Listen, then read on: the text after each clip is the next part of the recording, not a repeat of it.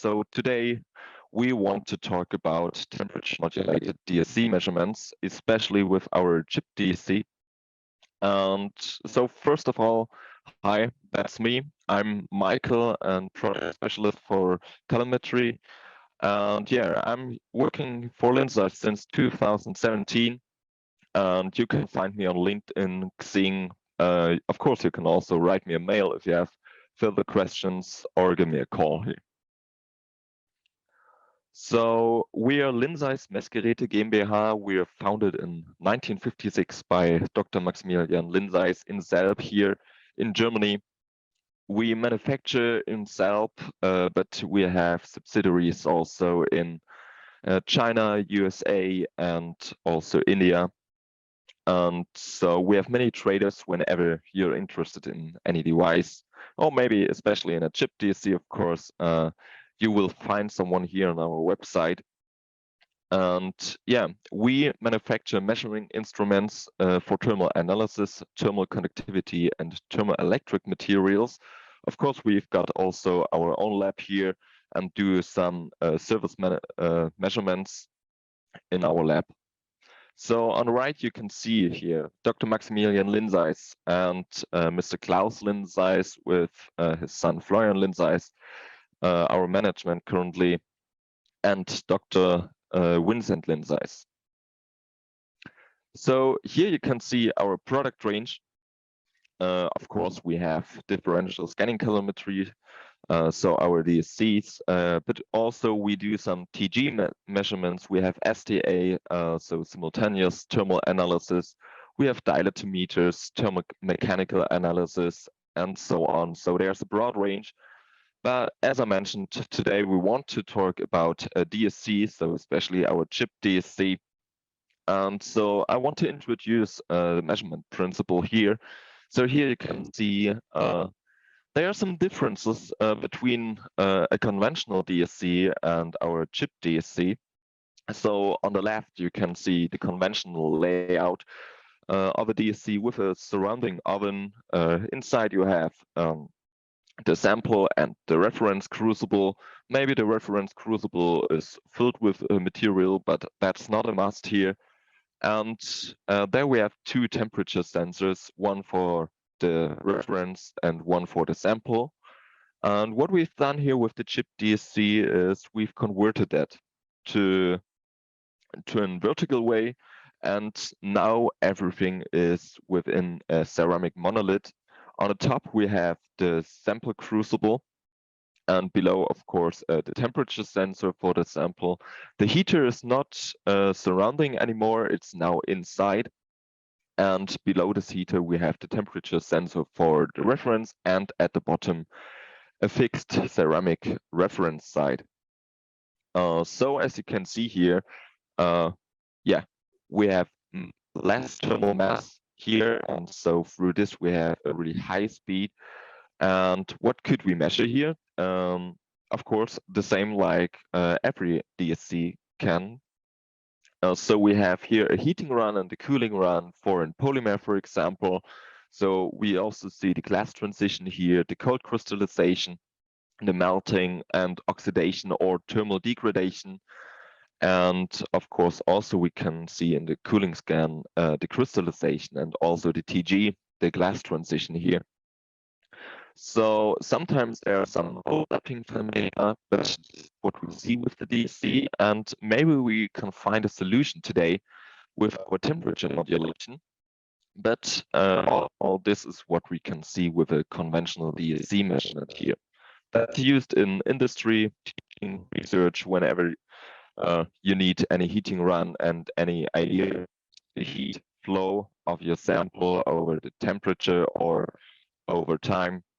Then we can use a DC here.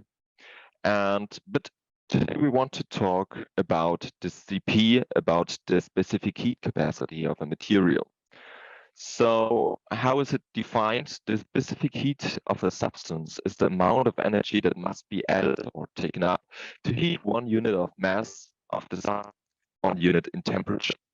So that means how many energy is needed to heat up the 1 liter of water, for example, by 1 Kelvin. So this is what we can see here.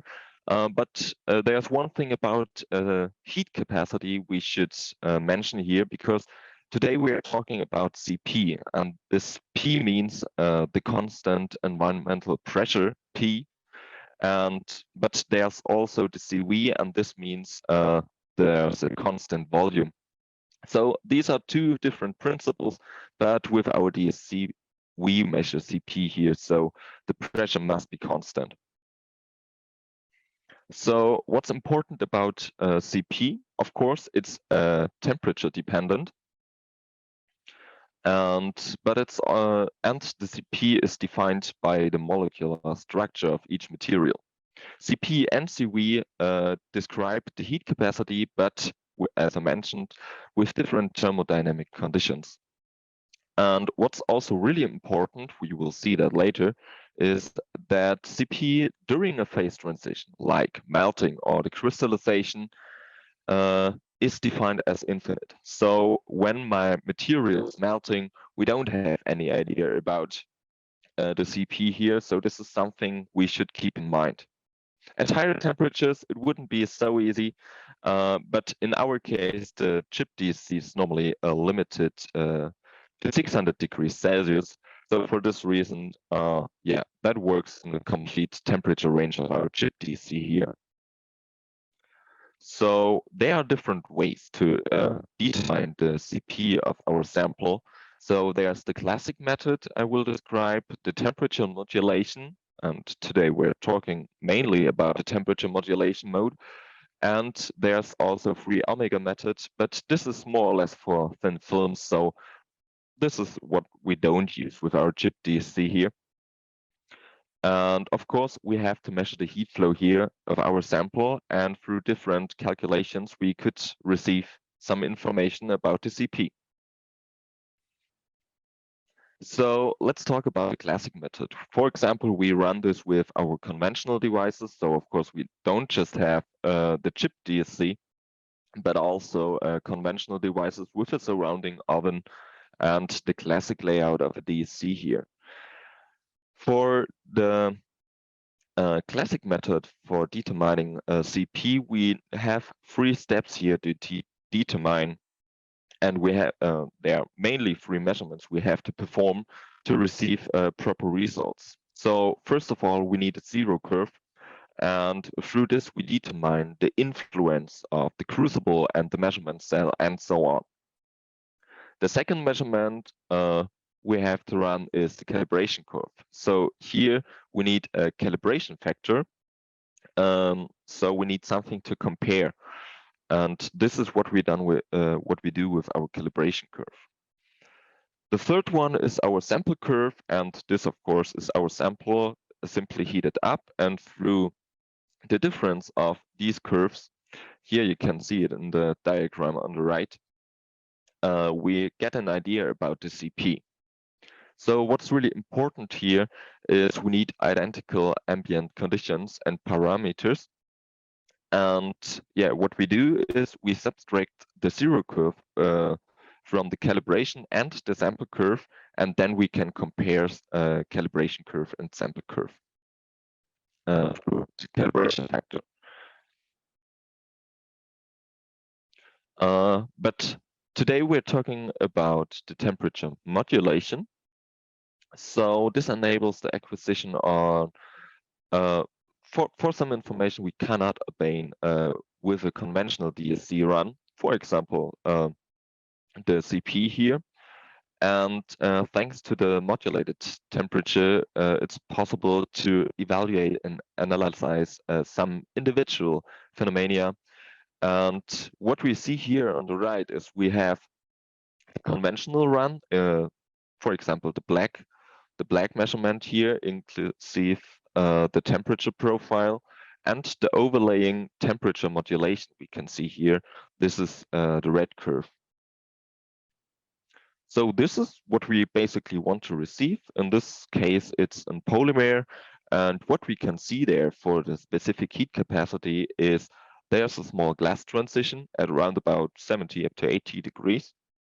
And the CP is rising up to the up to 2 joule per gram Kelvin, and then we see the melting there at around about 250 degrees Celsius. So this is basically what we want to receive here. So there's some additional information. We will talk about some real results later on. So we have the reversing, the total, and the non-reversing heat flow. So what we can see there is we have the total heat flow with a glass transition, a recrystallization, and also a melting there. And this is what we can split here to a reversing heat flow. There we can see more or less the glass transition and the melting, but also the non-reversing heat flow. And there we can see the recrystallization, but also a second exothermic peak there in the range of the melting. And this is pretty interesting because with our conventional measurement, we cannot see this second exothermic peak. This is just what we receive with our temperature modulation. And therefore, it's pretty helpful to get some further ideas about some transitions of our material or some behaviors of our material. For example, why is my melting peak that broad and not so sharp like a melting peak of a metal, for example? So let's talk about the calculation of our DSC signal. So for a conventional DSC run, we have simply our start temperature added with our heating rate, B, and this multiplied by time. What we do with our temperature modulation is we have basically the same heating run with a constant heating rate, but we add here now the amplitude and the sine with an angular frequency. And so this is what you can see there on the right. This is the result. So we have still a stable heating rate, but this is overlaying, we have a temperature modulation here. So through this, we could receive some proper results about our specific heat capacity. So here you can see an example of sapphire.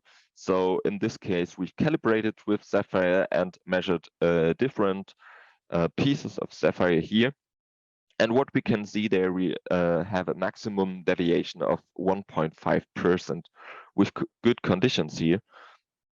So at the bottom of this diagram, you can see the blue measurement is in this case the correction curve, the red one is the calibration curve, and the black one is our measurement at the end. And yeah, what we do here is we subtract the correction curve from calibration and measurement curve, and then we compare calibration and measurement curve through the calibration factor here. So the value of our CP here is directly dependent on the specific heat. So what we evaluate is more or less the amplitude of our signal. So another example here, for example, is indium. So you can see there we have an indium peak at 156.6 degrees Celsius. And as I already mentioned, we cannot define, or the CP during the melting there, during that big peak, isn't defined because we don't know if it's now really the heat capacity or the endothermic transition we can see there. But we can evaluate the signal before and after our melting peak, and we figured out, okay, this is exactly what we receive here. So the calibration sample was also sapphire with 0.7 joule per gram Kelvin at room temperature. And even with this calibration standard, we receive proper results here for indium, for example. Another example could be, what about liquids? Because mostly the customers won't measure a sapphire plate, but more complex materials. For example, some liquids with some different integrants. And this is basically what we receive there. So we can receive proper results there at room temperature up to more or less 100 degrees Celsius. But of course, after CP would be lowered because there's less mass inside, so the sample is evaporating, and this is what we can see then there. So we have less sample or no more sample there. For that reason, the CP is 0 here in this case. At the bottom of this diagram, you can also see again the correction curve, the blue one, the green sapphire calibration measurement, and the red measurement is the raw curve for the customer sample here, in this case, a liquid. And what we can also see here is the value of our CP is directly dependent on the amplitude we figure out during our. So through this, we can also validate the evaporation behavior of our materials, for example. So now here we can see an example for the polymer we see in the beginning. So also with the Chip-DSC, of course, we can see here the glass transition at around about 75 degrees Celsius, but also the melting peak there. So at the bottom, you can see the raw measurement. So a smaller amplitude before the glass transition, after glass transition, the amplitude is higher. Then there we can see at around about 150 degrees the recrystallization, but as I mentioned already, this recrystallization is a non-reversing signal, a non-reversing transition, and at around about 240 degrees Celsius, we see the melting peak there, and here the CP isn't defined, but we can measure the CP before and after the melting peak. And what we can also see in the lower raw data curve, the amplitude during the melting gets bigger and bigger, and then it's lowered again to the real CP value here. So what should we keep in mind when we do some temperature modulation measurements? So of course there are some different measurement conditions, and yeah, we should keep in mind, for example, what about the measurement conditions itself? Because the Chip-DSC can heat up pretty fast, up to 1000 Kelvin per minute, but this doesn't make sense in case of a CP measurement here, because we need some amplitude to evaluate a proper signal here. So it's pretty important to choose the optimal parameters. For example, we can adjust here the period and the amplitude for our temperature modulation, and of course also the average heating rate here. So for average heating rate, mostly we choose something between 5 up to 20 Kelvin per minute. So that's common practice also with conventional DSCs. And for the parameters of our modulation itself, we choose 30 seconds, sometimes 60 seconds, but I've also tried here 10 seconds. And what we can see there in this diagram, with 10 seconds period, but an amplitude of 5 Kelvin, we won't receive proper results here. So for that reason, it's really important to choose the optimal parameters. So a good start, for example, is 60 seconds period with an amplitude of 1 Kelvin. And so you can see it there in the diagram. The literature values are gray, and with 60 seconds and 1 Kelvin, we receive proper results, but also with 60 seconds and 5 Kelvin. So what's important is we need to heat up the sample itself and not just the measurement cell. For this reason, this is pretty important to choose the right value.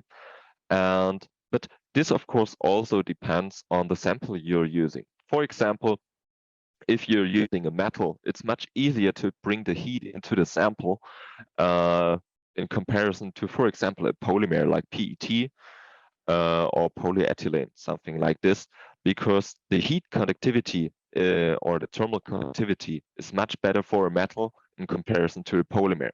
So these are some things we have to keep in mind when we perform a temperature modulation. So what's also possible with our software, of course, is the sampling interval. So because if we choose just 1 point per amplitude, we've got a bright smooth signal you can see here. For example, one sample per period. So we have a really smooth signal, but what we see there, for example, if you want to evaluate the glass transition, it's not so easy anymore.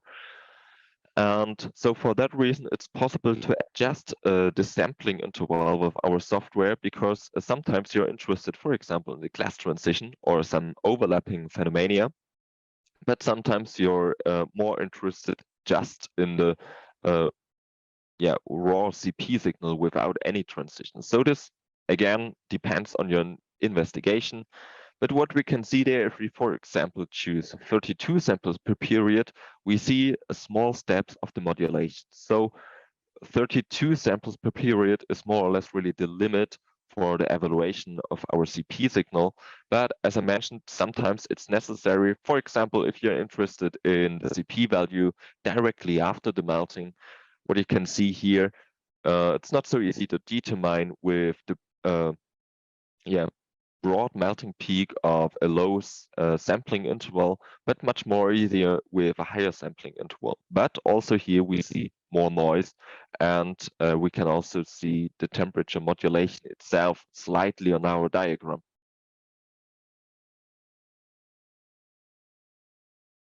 So what else should we keep in mind? For example, the mass of our sample. As I mentioned, also, the heat conductivity or thermal conductivity is pretty important for our sample, but also the mass of our sample.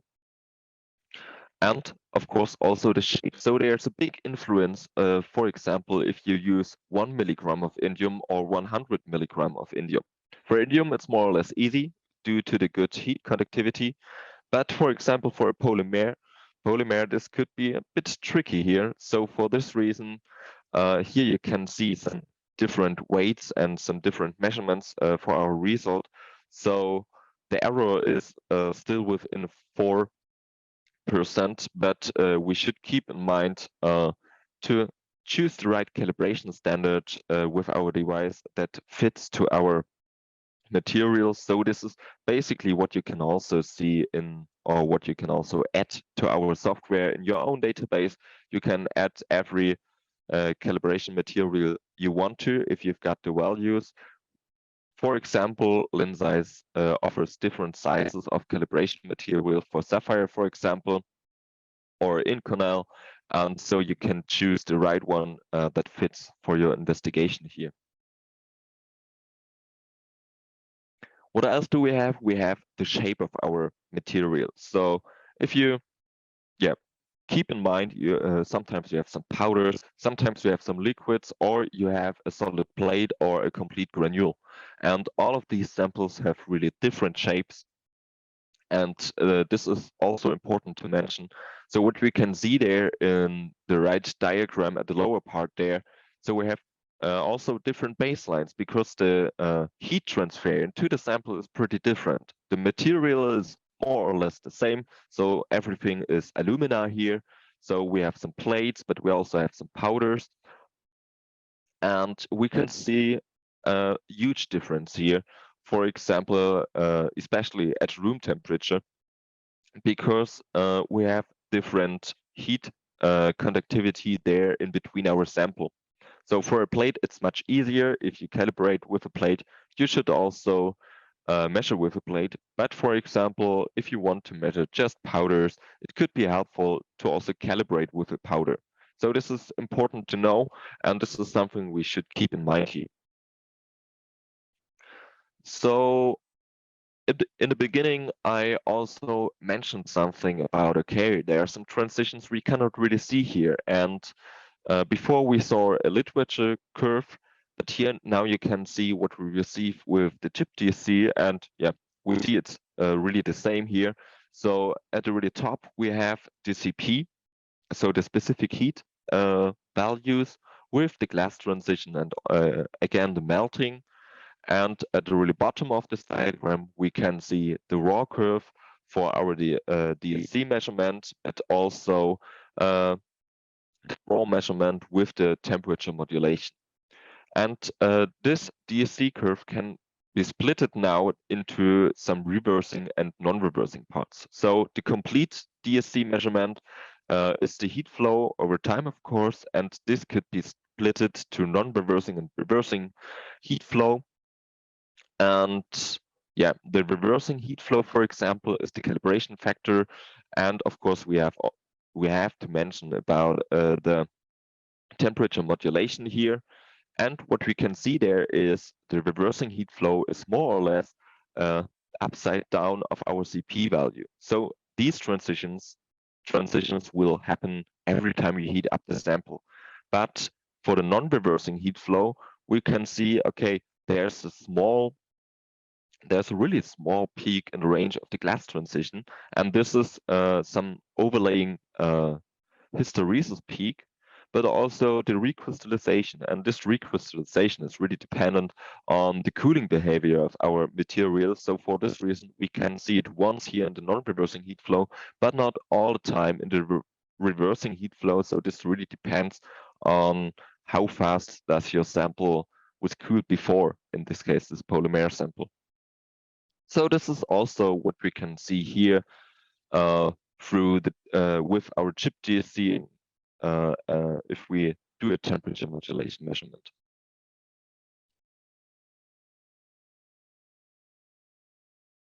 So there are some things we should keep in mind here. So we need a really good sample contact. So if you have a complete granule, the results for your granule, if you calibrate, for example, with a flat plate, they could differ a lot. And also our sample volume is limited here because we have to avoid to receive any temperature gradient over our sample. And of course, what's important for every DSC measurement is the sample must not react with our crucible material. Mostly with our Chip-DSC, we are using aluminum crucibles because our temperature is limited to 600 degrees Celsius. But it's also possible to use crucibles made from copper or alumina or steel if you need high pressure crucibles and so on. And about the general procedure, we run a correction curve here just to get an idea, okay, what about the heat capacity of our measurement cell and also the crucible we are using. We run a Sapphire reference mostly, but of course, feel free to use your own calibration standard.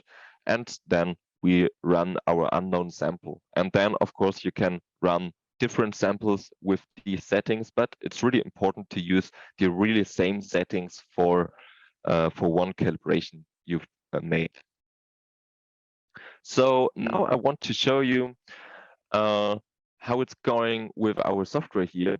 So I just have to adjust this here. I hope you can see our evaluation software. Our software is basically split into 3 parts. So we have the administration.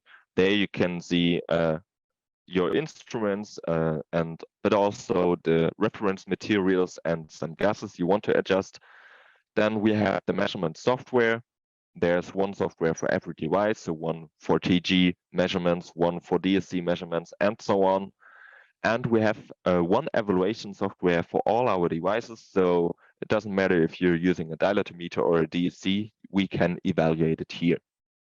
So first of all, we have to create a new project, and now we can load our measurements here. So you can see I've got all of my 3 measurements, and let's see if everything works well here. Here you can see now the red measurement is our correction measurement, the blue one is our calibration measurement, and the black one is our sample measurement, in this case, again, a PET. And now I want to show you what we do if we want to receive some CP values and so on.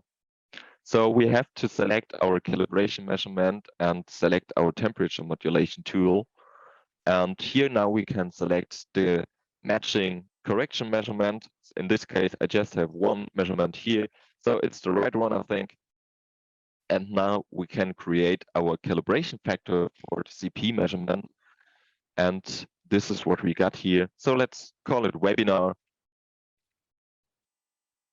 and now we've performed our calibration. Now, of course, we can check if everything went well here. So we can select the really same curve, use this tool and select the correction measurement. But now we don't want to create a calibration, but we want to use this calibration. And now we've got the result for our Sapphire. What we can see here, let's make it a bit broader. Of course, this fits exactly to our reference values because it's calibrated with these values. And now we can show the literature value for our Sapphire here. And this is basically what we receive here. Okay, so far so good. So now we've calibrated or recreated calibration for our CP measurement, but now the interesting part comes. We want to evaluate our sample measurement here. So we select the same measurement, and now we want this really the same correction curve. In this case, I just have one, but it's highly recommended to use the really same correction curve. And now we can say, yeah, let's choose this calibration here. And now we can zoom out and see our value here. So also it is a bit broader. So this is now our result. So we have, again, our glass transition here at around about, let's show the temperature, around about 80 degrees, and also our melting point here at around about 240, 250 degrees. So in this case, it's a PET measurement, as we can see here. But what I already mentioned, the CP isn't defined here during the melting. So don't worry about these results. We just can evaluate between these transitions with a more or less flat baseline. And for example, if you want to see the reversing heat flow, it's also possible to check the reversing heat flow. We can now unselect these measurements. And what we see is the reversing heat flow is the CP value flipped upside down here. So this is about our software. As you can see, this is of course not a live measurement because this was performed with 10 Kelvin per minute. But so it takes a bit time to receive these values, but it works properly with our Chip-DSC, and temperature modulation is quite a powerful tool to investigate your samples.